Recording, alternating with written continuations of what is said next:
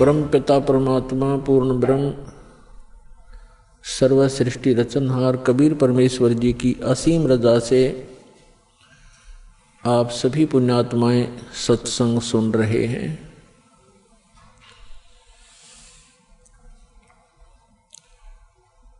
सत्संग उन्हीं पुण्यात्माओं को प्राप्त होता है जिन पर परमेश्वर की असीम रजा होती है।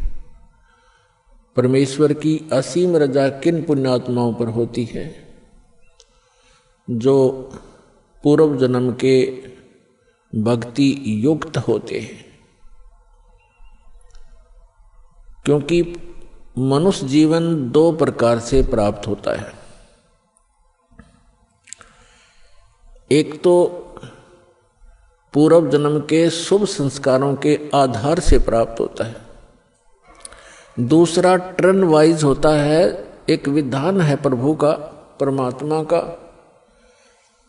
कि प्रत्येक प्राणी को 84 लाख प्रकार के प्राणियों के जीवन में एक पूरा चक्कर लगा लेने के उपरांत एक मानव शरीर अवश्य प्राप्त होता है। ये परमेश्वर कबीर जी की हम प्राणियों पर एक विशेष रजा है, और जिस कारण से विवश होकर के इस काल ने हमें एक मनुष्य जीवन देना ही पड़ता है। और वो मानव शरीर ही हमारे लिए एक गोल्डन चांस होता है, एक स्वर्ण अवसर होता है शुभ कर्म करने का, दान धर्म करने का और मोक्ष प्राप्त करने का। और मानव शरीर प्राप्त करके भी हम मोक्ष प्राप्ति नहीं करते तो भारी भूल है प्राणी की। उसका कारण क्या है? उसका कारण ये है कि जो मानव शरीर प्राप्त प्राणी जो पूर्व जन्म के संस्कार से मानव शरीर प्राप्त किए हुए हैं, वो परमात्मा की भक्ति के लिए अवश्य कहीं ना कहीं जुड़ जाते हैं।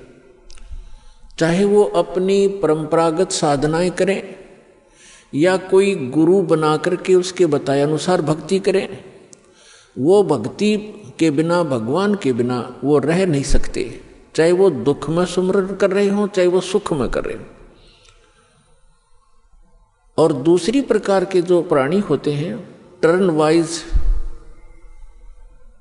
यानी नंबर 84 लाख योनियों में कष्ट उठा करके वो फिर मानव शरीर जो प्राप्त किए हुए होते हैं वो भक्ति नहीं करते।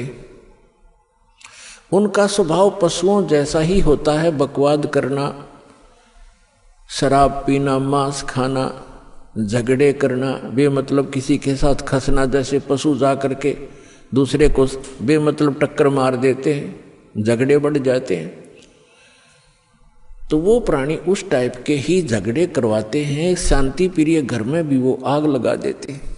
तो जो पुण्यात्माएं परमात्मा के लिए लगी हुई हैं और वो साधना गलत कर रहे हैं, श्रीमद् भगवत गीता अध्याय नंबर 16 के श्लोक नंबर 23 और 24 में प्रमाण है कि शास्त्र विधि को त्याग कर जो मनमाना आचरण करते हैं, मनमानी पूजाएं करते हैं, जो शास्त्रों में प्रमाणित नहीं है, वो साधनाएं करते हैं, उनको न तो कोई सुख प्राप्त होता है, न कोई सिद्धि प्राप्त होती है, और न ही उनकी परम गति होती है। अर्थात व्यर्थ, यूजलेस है वो साधनाएं। जो साधक शास्त्र विधि त्याग कर, चाहे वो स्वयं साधना कर रहे हैं या किसी नकली डुप्लीकेट गुरु बनाकर वो उनके बताए अनुसार शास्त्र विरुद्ध साधना कर रहे हैं, तो वो अपना जीवन नाश कर रहे हैं।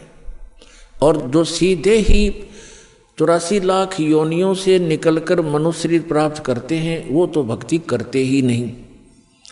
उनका तो वैसे ही जीवन नाश हो ही रहा है। तो इसके लिए सत्संग की आवश्यकता पड़ती है। और सत्संग का अर्थ होता है यथार्थ अध्यात्म ज्ञान। और यथार्थ अध्यात्म ज्ञान केवल परमात्मा ही बता सकता है। अपने द्वारा रची हुई सृष्टि को वही बता सकता है। अन्य चाहे कोई ऋषि है, महर्षि है या देव है, वो केवल अटकलबाजी ही लगा सकता है। जैसे साइंटिस्ट हैं, ये पहले देव आत्माएं थी, उस शरीर को भोग कर ये मनुष्य शरीर में आ गए हैं। अब ये जो ट्राई कर रहे हैं ये केवल अटकलबाजी ही लगा सकते हैं, परमात्मा के विधान को ये जान नहीं सकते। ठीक इसी प्रकार जो ऋषि महर्षियों ने साधनाएं की, अभ्यास किए, मेडिटेशन हठ योग किए, उनको जैसी उपलब्धि हुई, जैसे आजकल साइंटिस्ट ट्राई कर रहे हैं, ऐसे ही ऋषियों ने ट्राई किया था। तो वो भी सिर पटक कर बैठ गए, उनको कुछ हासिल नहीं हुआ। अंत में ऊट पटांग व्याख्या बना करके सब मानव को संतुष्ट कर दिया। इसी प्रकार ये साइंटिस्ट कुछ दिनों में अपना जो निष्कर्ष है निकाल कर फाइनल कर देंगे, पर परमात्मा के विधान को परमात्मा ही बता सकता है, जीव नहीं जान सकता। तो वो परमात्मा अपने विधान और सत्संग को सुनाने के लिए स्वयं ही आते हैं।